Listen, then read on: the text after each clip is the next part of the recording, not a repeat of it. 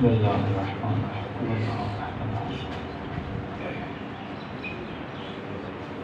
ربنا تقبل منا انک انت السمیع العلیم صلوات پڑھے محمد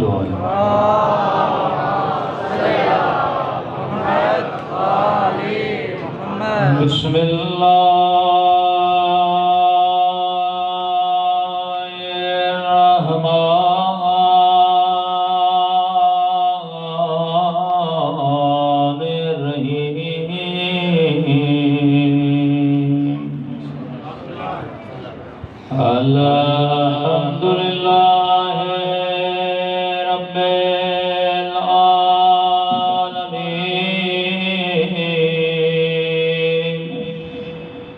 الحمد للہ کما ہوا اہلا الصلاۃ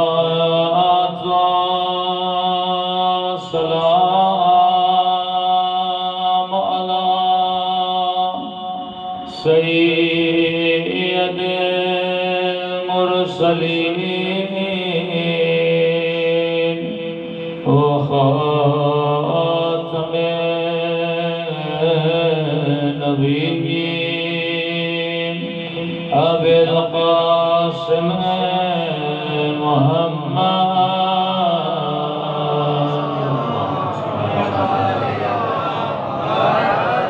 وعلی آلہ الطیبین الطاہرین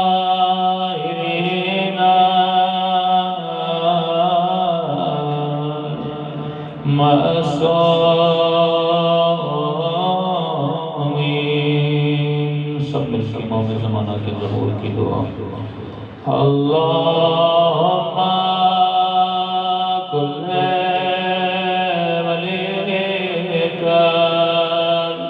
حجت ابن حسن صلواتک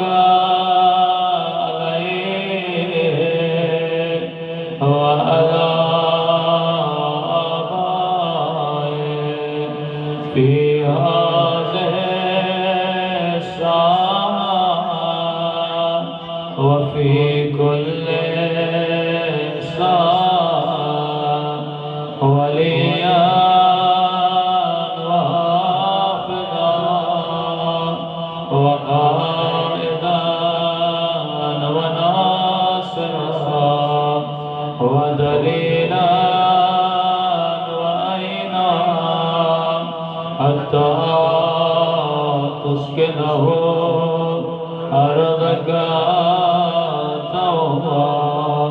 وتمتعه فيها طويلا برحمتك يا أرحم الراحمين۔ صلوات پڑھیں۔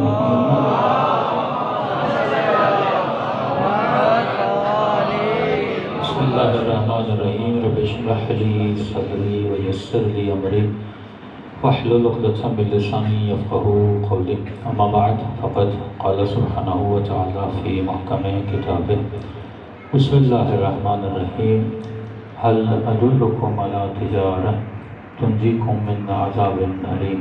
صلوات پڑھے محمد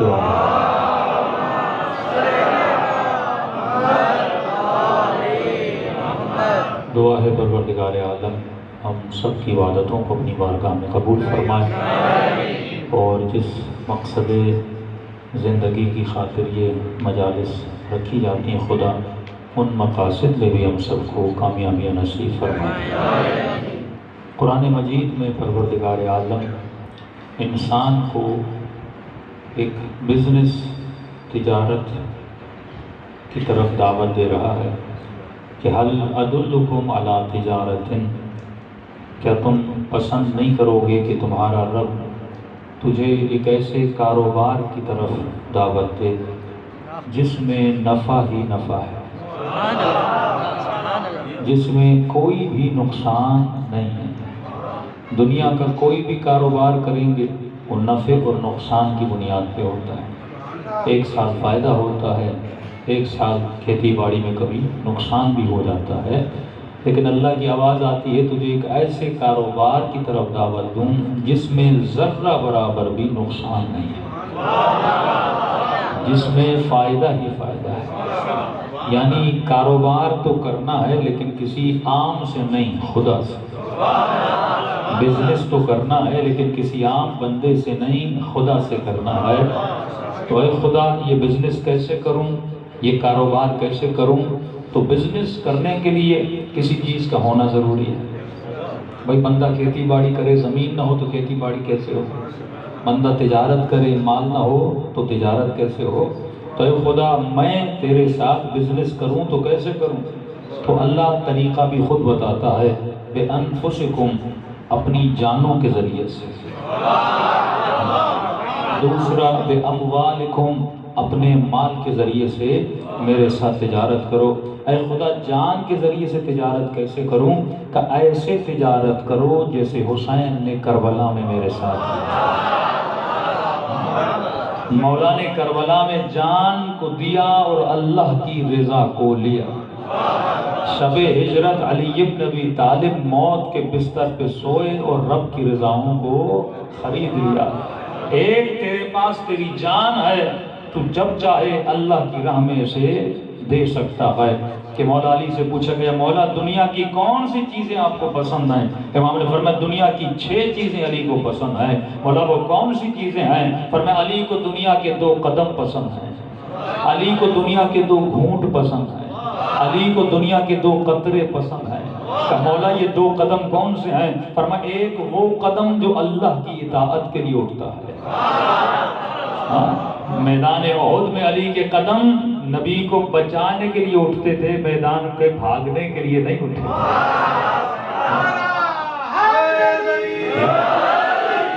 قرآن سورہ آج جمعہ کا دن ہے، جمعہ میں اللہ کہتا ہے زعمتم انکم اولیاء اللہ من دون الناس فتمنوا الموت ان کنتم صادقین۔ اے لوگو، اگر تجھے بھی ولی بننے کی تمنا ہے تو تم اگر ولی بننا چاہتے ہو تو ولی بننے سے پہلے شرط ہے کہ موت کی تمنا کر کے دکھاؤ۔ ولی وہ نہیں ہوتا جو میدان چھوڑ کے بھاگ جائے، ولی وہ ہوتا ہے جو ٹوٹی ہوئی تلوار سے نبی کا دفاع کرتا ہوا نظر آتا ہے۔ ایک انگریز نے جب مولا کی زندگی پڑھی تو ایک انگلش میں جملہ نکلا، کہتا میں نے بڑے بڑے بہادر اسلام کے دیکھے لیکن ایک بہادر بڑا عجیب تھا اور اس کی عجیب فضیلت تھی، کہتا who fought without armor on his back۔ جتنے بھی میدان جنگ میں جاتے تھے آگے بھی زرہ پہنتے تھے، پیٹھ پر بھی زرہ پہنتے تھے، لیکن علی ایک ایسا بہادر تھا جو آگے تو زرہ پہنتا تھا پر پیٹھ پہ کبھی علی نے زرہ نہیں پہنی۔ اور جب علی سے پوچھا گیا کہ علی جو بھی جنگجو میدان میں جاتا ہے آگے بھی زرہ پہنتا ہے، پیٹھ پر بھی زرہ پہنتا ہے، لیکن آپ جب میدان جنگ میں جاتے ہیں آگے تو زرہ نظر آتی ہے پر پیٹھ پہ زرہ نظر نہیں آتی۔ مولا فرماتے ہیں آگے زرہ اس لیے پہنتا ہو کیونکہ جنگجو آگے حملہ کرتا ہے اور تیر کے آنے کا خطرہ ہوتا ہے تو علی تیروں کو اپنی زرہ پہ لیتا ہے۔ لیکن خدا کی قسم ابھی طالب کے بیٹے کو پیٹھ پہ زرہ پہننے کی عادت نہیں ہے، کیونکہ علی میدان جنگ میں لڑنے کے ارادے سے جاتا ہے، بھاگنے کے ارادے سے نہیں جاتا۔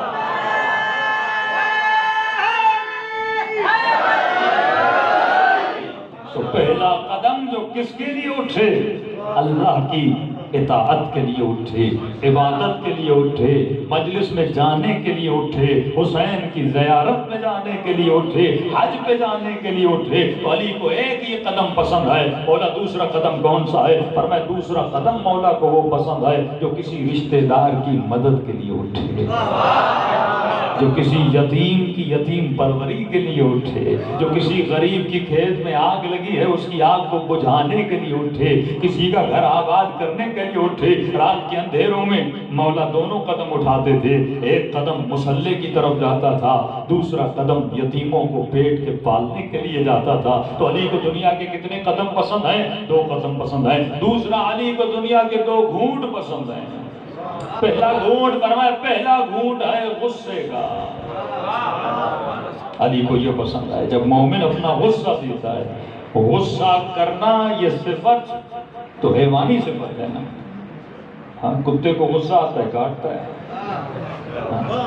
سیدھی بات ہے۔ اب انسان بھی کاٹنا شروع کرے، کتے کو غصہ آتا ہے بھونکتا ہے، اب انسان بھی بھونکنا شروع کرے۔ حضرت عیسیٰ نے کسی سے پوچھا نا، یہ بتا اگر تیرے ساتھ کوئی احسان کرے تو کیا کرے گا؟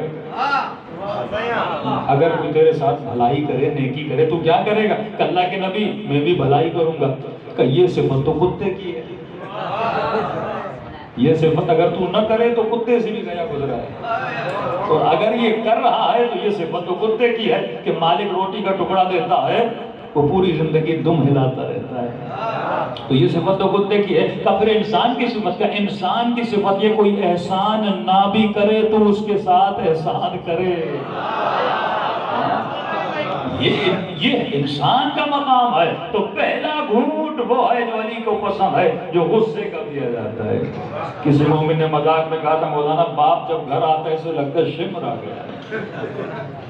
مومن غصہ نہیں کرتا کہ بیوی بات کرنے سے ڈرے، جب بات کروں گی غصہ کرے گا، بیٹا بات کرنے سے ڈرے کہ باپ سے بات کروں تو کیسے کروں۔ مولا فرماتے ہیں میرے شیعوں کی نشانی ان کے چہرے پر ہمیشہ مسکراہٹ ہوتی ہے۔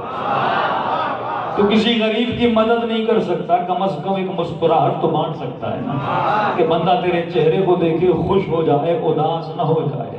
علی والے کو جب بھی کوئی دیکھتا ہے وہ اپنا غم اس کے ساتھ بانٹتا ہے۔ تو پہلا قدم وہ جو غصے کا بھی ہے، کہ یہودی نے جب مولا علی کو دیکھا مولا کے ہاتھوں میں رسیاں، مولا کو بیعت کے لیے لے جایا جا رہا ہے، اور یہودی نے جیسے مولا کے ہاتھ میں رسیاں دیکھی اس نے فوراً کہا اشہد ان لا الہ الا اللہ واشہد ان محمد رسول اللہ واشہد ان علی ولی اللہ۔ اصحاب نبی نے کہا تم نے اتنی نبی کی تبلیغ سنی لیکن تم مسلمان نہیں بنا، آج علی کے ہاتھوں میں رسیاں دیکھ کے تم نے کلمہ کیوں پڑھا؟ کہ یہی ہاتھ ہیں جن کو میں نے خیبر میں دیکھا تھا، خندق میں دیکھا تھا، اتنا عرب کا بڑا شجاع جس نے بڑے بڑے یہودیوں کو بچھاڑ دیا، لیکن آج علی ایسے خاموش کھڑا ہے جیسے علی کو لڑنا نہیں آتا، جیسے علی نے زندگی میں تلوار نہیں اٹھائی۔ بس مجھے یقین ہو گیا جہاں سے علی کی شجاعت کا کنٹرول ہے وہیں سے علی کے غصے کا کنٹرول۔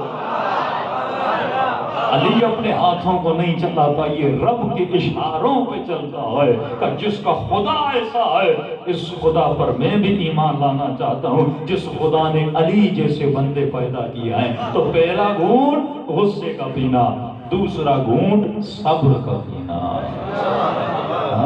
کبھی مصیبتیں، کبھی فقر، کبھی بیٹا مر جائے، کبھی بیوی چھوڑ کے چلی جائے، کبھی دوست دھوکہ دیتے ہیں، تو وہاں پہ انزجار یعنی غصہ نہیں کرنا، بےتابی نہیں کرنی، حسین ابن علی کی طرح صبر کرنا ہے۔ اور علی کو دنیا کے 2 قطرے پسند ہیں۔ مولا وہ 2 قطرے کون سے ہیں؟ فرمایا ایک قطرہ جو اللہ کی راہ میں خون کا بہایا جائے۔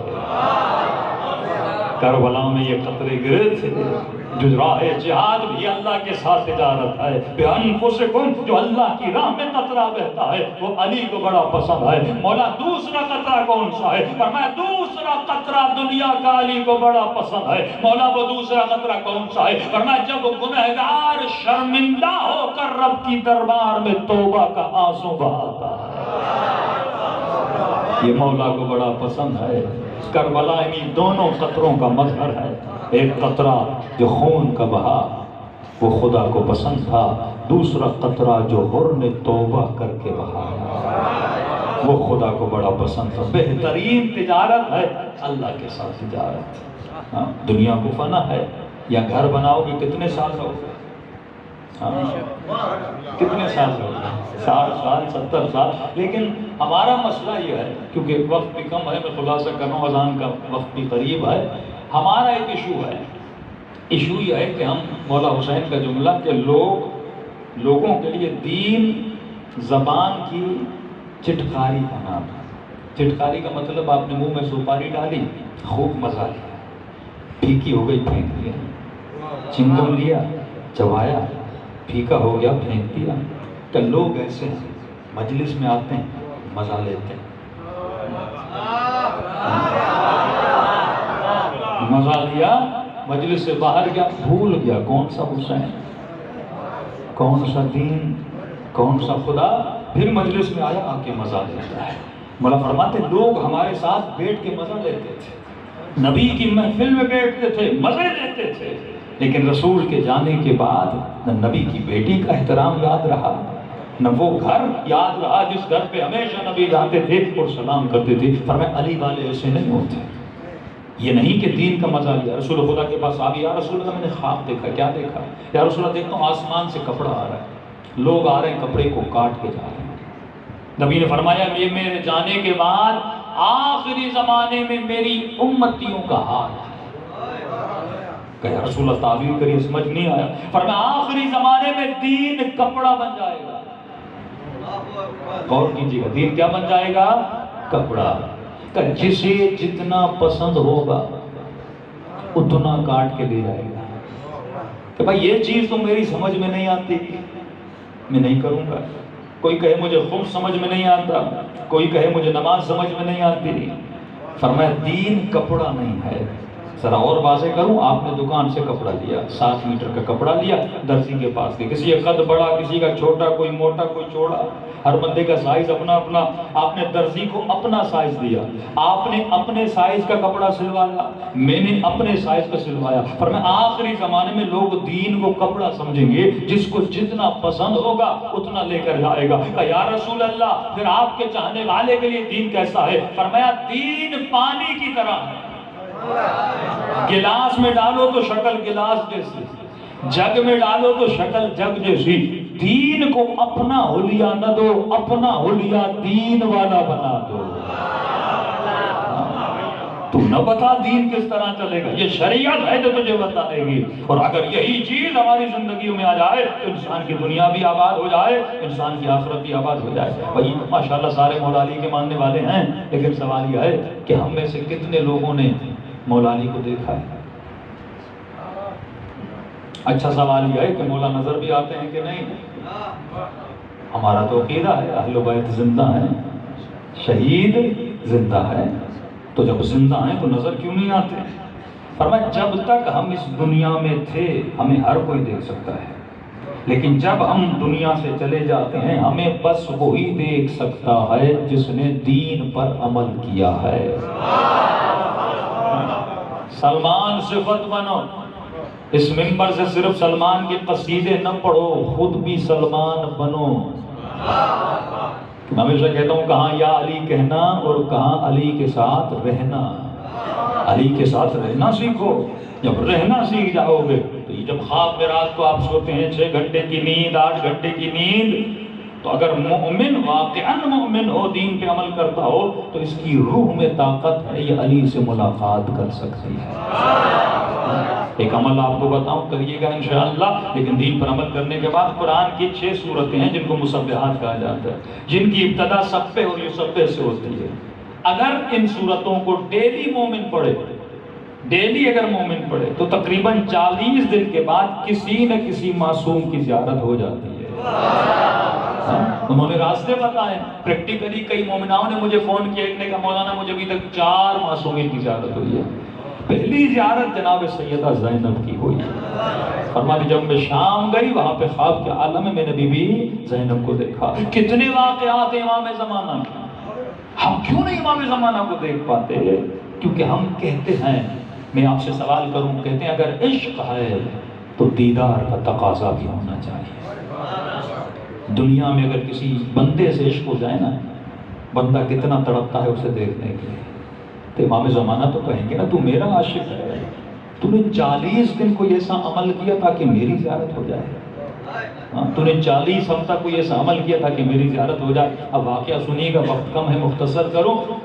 ملتا ہے نجف کا ایک طالب علم، جوان ینگ، اس کو ایک بیماری تھی کھانسنے کی، بہت کھانستا تھا، یہاں تک کہ خون منہ میں آ جاتا تھا۔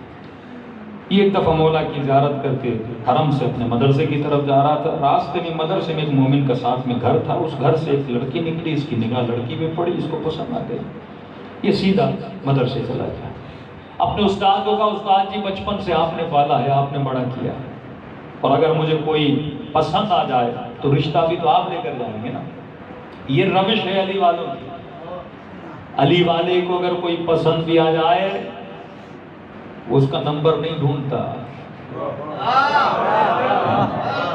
علی والے کو پسند آ جائے، طریقہ وہی اپناتا ہے جو اہل بیت نے بتایا ہے۔ باپ کو بتاؤ، بھائی کو بتاؤ، ماموں کو بتاؤ، کسی بڑے کو بتاؤ، عالم کو بتاؤ کہ مولانا فلاں جگہ پہ شادی کرنا چاہتا ہوں، میرا رشتہ بھیج دیجیے۔ یہ طریقہ ہے حلال والا طریقہ۔ ہاں؟ اللہ کہتا ہے لذتوں کو لو لیکن حلال راستے سے، حرام راستے سے نہیں۔ اور اگر تو ڈائریکٹ رابطہ بنا بھی دے گا کسی خاتون سے، کسی لڑکی سے، اور وہ اگر تیرے ساتھ بات بھی کرے گی تو گویا تم نے شادی سے پہلے ہی اسے بے حیا بنا دیا، عفت ختم ہو گئی۔ جو لڑکی باپ کی اجازت کے بغیر تجھ سے باتیں کرے وہ باپ سے خیانت کر رہی ہے، اور کیا یقین شادی کرنے کے بعد وہ تیرے ساتھ خیانت نہ کرے۔ تو طریقہ وہی اپنانا چاہیے جو اہل بیت نے بتایا۔ تو اس نے کہا میرا رشتہ بھیج دیجیے۔ یہ انہوں نے کہا ٹھیک ہے میں بات کرتا ہوں۔ انہوں نے بات کی، ایک ہفتہ بیچارے نے بڑا انتظار کیا کہ کیا جواب آتا ہے۔ اس کے والد نے کہا کہ بھائی میں اس لڑکے کو رشتہ نہیں دے سکتا، ریزن یہ ایک تو یہ غریب ہے، دوسرا ہم نے سنا ہے یہ اکثر بیمار رہتا ہے، کھانستا رہتا ہے، تو لہٰذا میں ایسے کو اپنی بیٹی نہیں دوں گا۔ اب اس کا دل ٹوٹا۔ امن یجیب المضطر اذا دعا ویکشف السوء، جیسے دل ٹوٹا یہ فوراً مولا علی کے حرم میں چلا گیا۔ لیکن جب ہمارا دل ٹوٹتا ہے تو ہم کیا کرتے ہیں؟ یہ دوسرا طریقہ اہل بیت والا، جب دل ٹوٹے تو گانے نہ سنا کرو، جب دل ٹوٹے تو نشے میں نہ پڑا کرو، جب دل ٹوٹے تو مصلی عبادت پہ آیا کرو، اپنے امام زمانہ سے راز و نیاز کیا کرو۔ مسجد میں گیا مولا علی کے حرم میں، رو کر کا مولا میں آپ کا طالب علم، میں فقیر ہوں، میرا کیا قصور، میں بیمار ہوں، میں نے بہت علاج کروایا لیکن مولا ہر ڈاکٹر نے جواب دیا مجھے شفا نہیں مل رہی، اس میں میرا کیا قصور ہے؟ کہ رو ہی رہا تھا، وہاں پہ ایک شخص گزرا، اس نے کہا اے جوان، روتے وہ ہیں جن کا امام زندہ نہیں،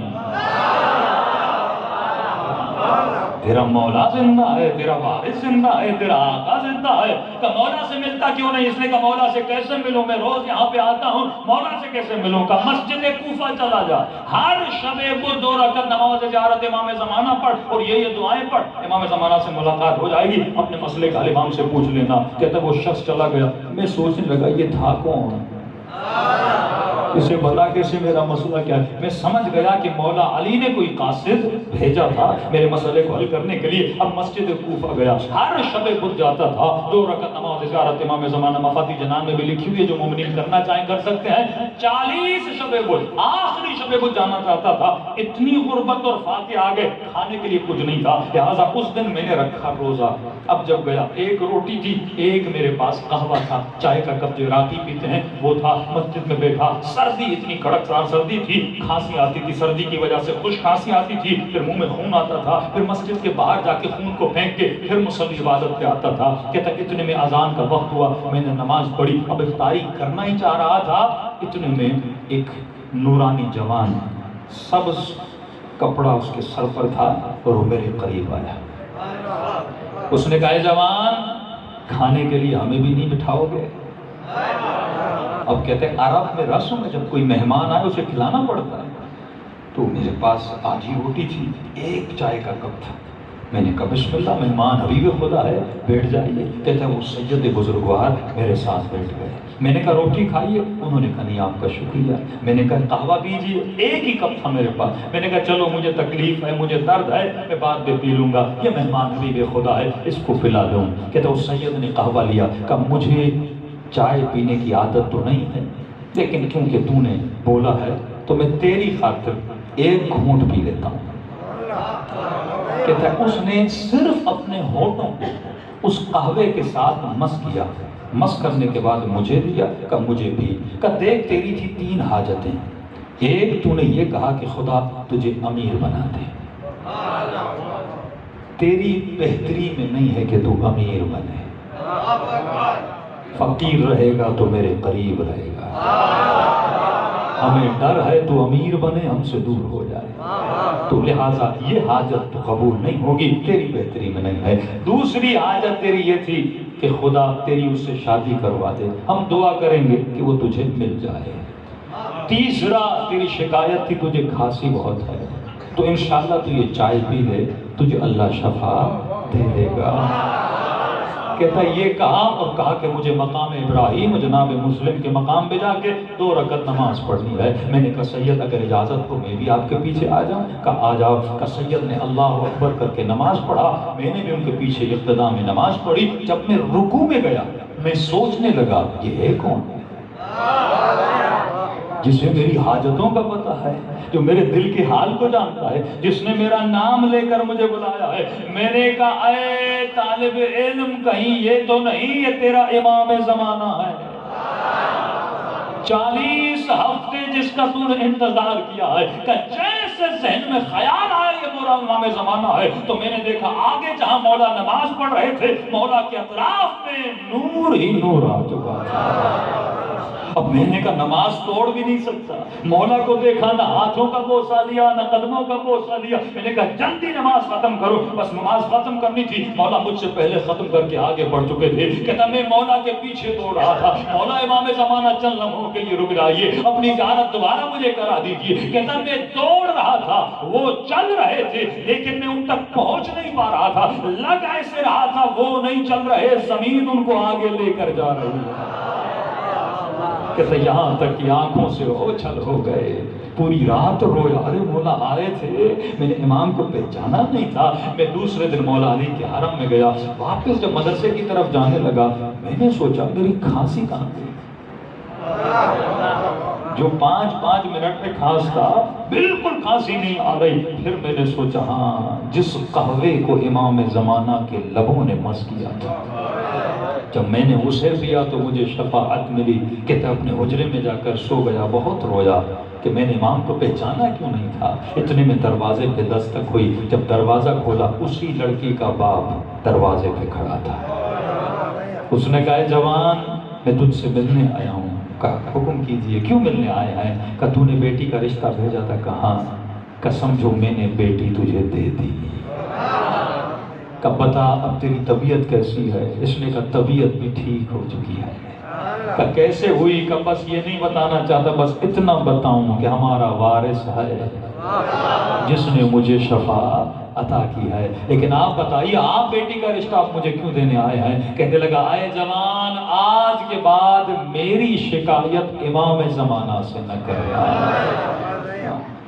تو بندہ اگر یقین کر لے عمل کی کمی ہے، جنت کمانا آسان ہے لیکن بندہ اٹھے تو صحیح۔ صرف زبان سے اللہ اللہ علی علی کرنے سے کچھ نہیں ہوتا جب تک علی جیسی زندگی نہ گزارو، نبی جیسا اخلاق نہ اپناؤ، عباس جیسی غیرت نہ اپناؤ، تب تک ان دلوں میں ان کی محبت نہیں آتی۔ فرماتے ہیں پوری زندگی تو نے شیطان کی سنی، 40 دن مولا فرماتے ہیں 40 دن اپنے مولا کو آزماؤ، 40 دن۔ من اخلص اللہ 40 یوما، جو 40 دن خالص زندگی گزارے بس خدا کے لیے، تو اللہ کا وعدہ ہے میں اس مومن کے دل میں حکمت کے چشموں کو کھول دیتا ہوں۔ اور وہ اہل بیت فرمائیں کہ قیامت کے دن ہر آنکھ روتی ہے لیکن فرمائے 2 آنکھیں کبھی نہیں روئیں گی۔ ایک وہ آنکھ جو اپنے گناہوں پہ روتی ہے، دوسری وہ آنکھ جو حسین کے غم میں روتی ہے۔ دونوں آنکھیں خدا نے آپ کو عطا کی ہیں۔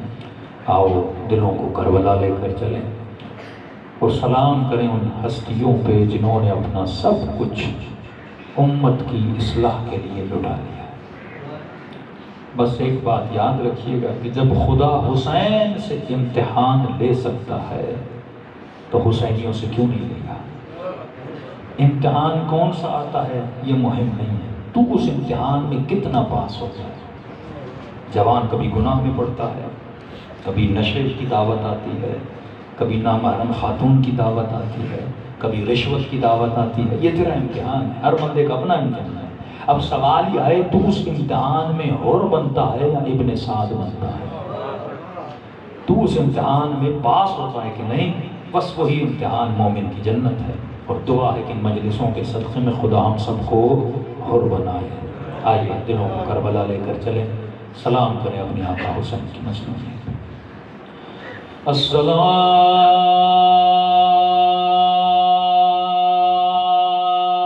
علی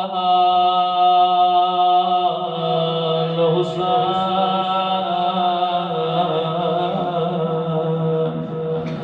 و علی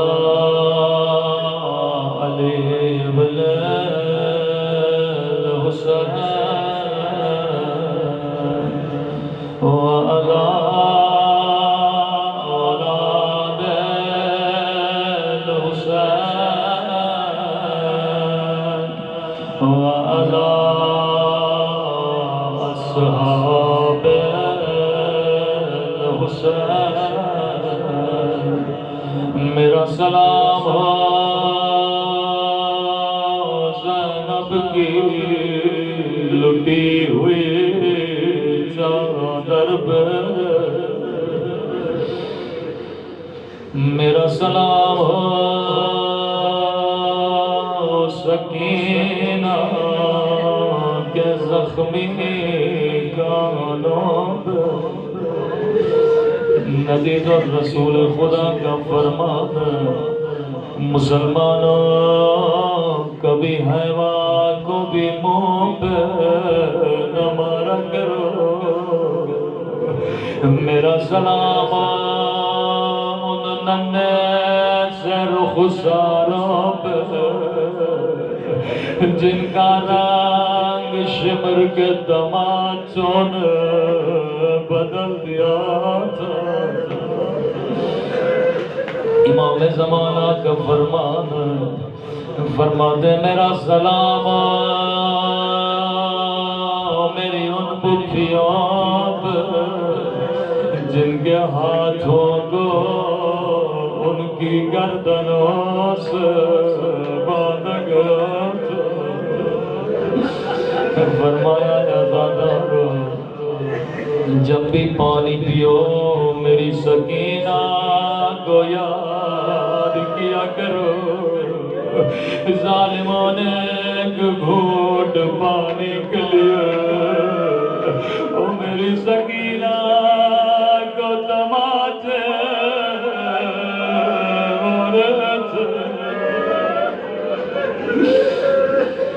فرمایا جب بھی میرے ظہور کی دعا کرو تو خدا کو میری ننھی سی سکینہ کا واسطہ دیا کرو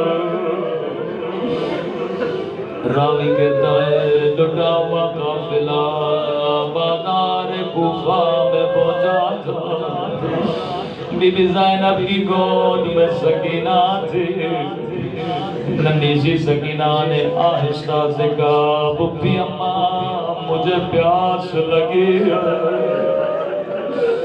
کوئی تھوڑا پانی دے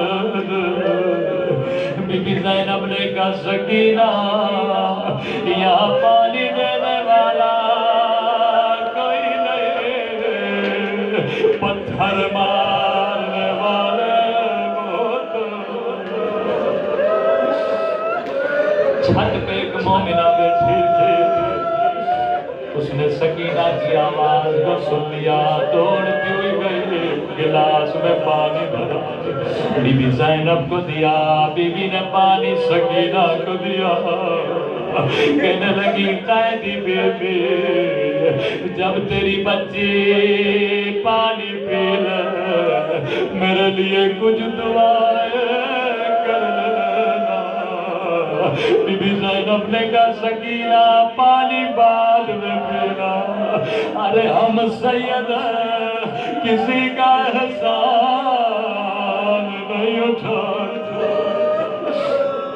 سکینہ نے چہرہ بلند کیا ابھی تک اس نے بی بی سکینہ کو دیکھا نہیں ننھی سی بچی نے چہرہ بلند کیا اب بتا کون سی دعا کرو اس کی نگاہ زخمی کانوں پہ پڑ گئے اور زخمی رخساروں پہ پڑ گئے یہ اپنی ساری دعائیں بھول گئے کہتی ہے قیدی بی بی دعا کرو اللہ میری بچی کو تیری طرح یتیم نہ بنائے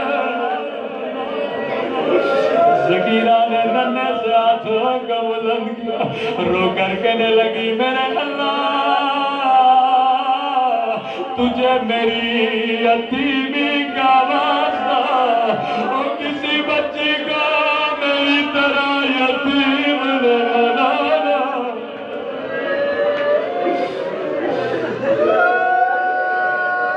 مومنہ بتا دوسری دعا کون ذکر یہ دوسری دعا ایسی تھی، پورا قافلہ رونے لگا، کہا قیدی بی بی بڑی مدت گزر گئے، میں مدینے نہیں گئی، دعا کرو اللہ مجھے مدینہ بھیجے۔ زینب نے جیسے مدینے کا نام سنا، نانا کا روزہ یاد آیا، کہا مومنہ مدینے جا کر کیا کرو گی؟ کہتی ہے قیدی بی بی مدینے میں میرا حسین ہے، مدینے میں میرا عباس ہے، مدینے میں میری آقا زادی ہے۔ بی بی زینب کو بڑا پیار ہے، مومنہ تو نے حسین کا نام لیا، تو نے عباس کا نام لیا، لیکن کیا مدینے والی بی بی سے ناراض ہے؟ تو نے اپنی بی بی کا نام نہیں بتایا۔ کہتی ہے قیدی بی بی میری مجال، میں اپنی بی بی سے ناراض ہو جاؤں، لیکن قیدی بی بی میری مجبوری سمجھو، میں اپنی بی بی کا نام نہیں لے سکتی۔ کیوں نہیں لے سکتی؟ او قیدی بی بی یہ بازار کا ماحول ہے، محرموں کا مجمع ہے، میں اپنی بی بی کا نام کیسے لوں؟ میری بی بی نام ہے علی کی بیٹی کا۔ زینب کو بڑا پیار ہے، کہ مومنہ اگر میں دعا کروں تیری دعا یہی قبول ہو جائے۔ کہ کیا کہنا چاہتی ہو قیدی بی بی؟ کہ اگر مدینے والی بازار میں نظر آ جائے تو کیا کہو گی؟